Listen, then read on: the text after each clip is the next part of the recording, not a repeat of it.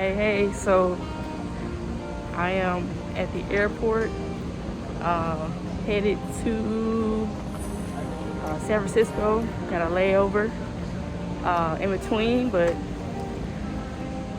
Atlanta, which is actually my home airport. But looks like we're gonna make this one. Staying at the Marriott, Oakland City Center. Our curriculum that we developed based on data that we received from entrepreneurs that identify what are the biggest areas of opportunity for entrepreneurs. So the curriculum supports them in those. Able to occupy another again. Yeah. Is it open? Yes. I was like, we're not having any luck today. State your name. Yes, Alex Morrison. I am a responsible AI practitioner in ProServe, emerging technologies, and intelligent platforms. Okay. Thanks for being here today. Yeah. Alex, thanks for coming out. Short notice. Thank you. We are at Solely Vegan, and if I'm not mistaken, this is a black-owned restaurant. I believe this young lady up here, I'll get some video of that.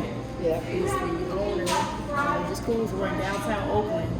A lot of history here. A lot of great things happen here. And I understand that you have actually published some papers in this space as a part of, your work for AWS and a lot of what you're doing at AWS. So tell us a little bit more about that. Well, I with a partner, I wrote a paper because one day we were sitting around, and I go by they, them pronouns, and we were trying to figure out where they and them fit into the whole construct of technology, the way we built this, and how can we respect pronouns, and what's missing. And then we started looking at different data sets, and we noticed, like, we used Word, BERT, and others, and we noticed that when we couldn't find, theirs, THEIRS. They was there, them was there. She and her was there, but we couldn't find hers.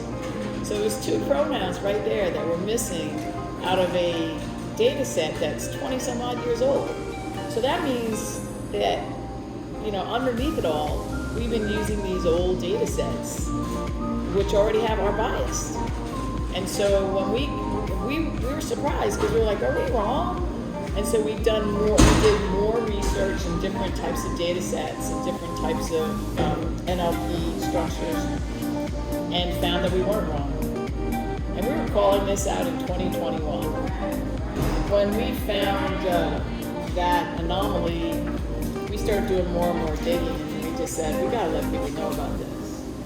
And so we put together some research and some qualifying examples, and put the paper together and put it out there. And then we got accepted at the NLP conference in Dominican Republic, but because of COVID, we couldn't go.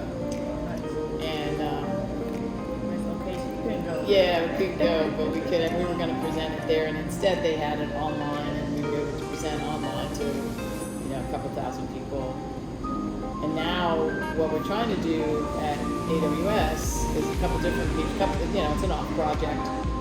We're trying to see what other languages does this fall into. And I think if we can discover that the equivalent to hers and theirs in other languages and the bias in that, then we're not only talking about an English data set, right? Because data sets are data sets, right? They use all different languages around the world. So we're talking about a big find here of where bias is just permeated throughout people's work. We should be able to be, more inclusive with our technologies. When we aren't in those groups, we don't think about those groups. So that's why it's important to have the true representation in the rooms when it's being developed or talked about or planned. What else can you say? That's a good way to wrap it up. So thanks again. Peace out. This is Alex Morrison.